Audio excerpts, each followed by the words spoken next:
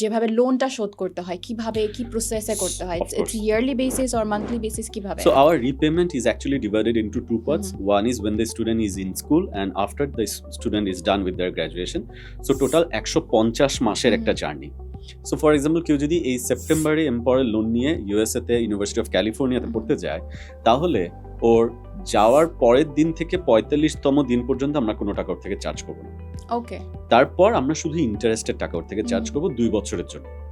আচ্ছা 2 বছর শুধু ইন্টারেস্ট, কোনো প্রিন্সিপালের প্রেশার নেই যে 2 বছর পড়াশোনা করবে।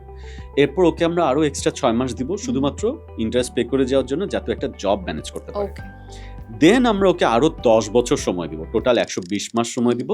সো কেউ যদি এই ফলে এম্পাওয়ারের লোনটা নেয়, তাহলে সে 2037 এর ফল পর্যন্ত টাকাটা পে করতে পারবে। That's a huge time. এবং পুরোটাই একটা ইকুয়াল মান্থলি ইনস্টলমেন্ট। আমরা যেরকম কার্ড দিয়ে আমরা এসি কিনি, টিভি কিনি, ঠিক সেরকম ইএমআই স্টাইলে এই জিনিসটা হবে। অ্যান্ড আরেকটা ভালো জিনিস হচ্ছে কোনো প্রি পেমেন্ট পেনাল্টি নেই। ওকে, মনে করেন আপনি আমার থেকে বললেন যে ভাই আমার কাজিন তো $30,000 নিছিল, আর ওর আব্বা আমাকে কল দিছে যে আজকে 6 মাস হয়ে গেছে, আর ওর বাবা আসলে পুরো টাকাটা দিয়ে দিতে চাচ্ছে। তাহলে এখন ওর এক্সট্রা কত টাকা দেওয়া লাগবে? এক্সট্রা একটা টাকা দেওয়া লাগবে, যেটা আমাদের ব্যাংকে দেয়া লাগে অ্যাকচুয়ালি। এক্স্যাক্টলি। যে তুমি আর্লি সেটেলমেন্টে যাচ্ছ, তুমি কেন টাকাটা দিবা না? That's not something that empower asks their students to do.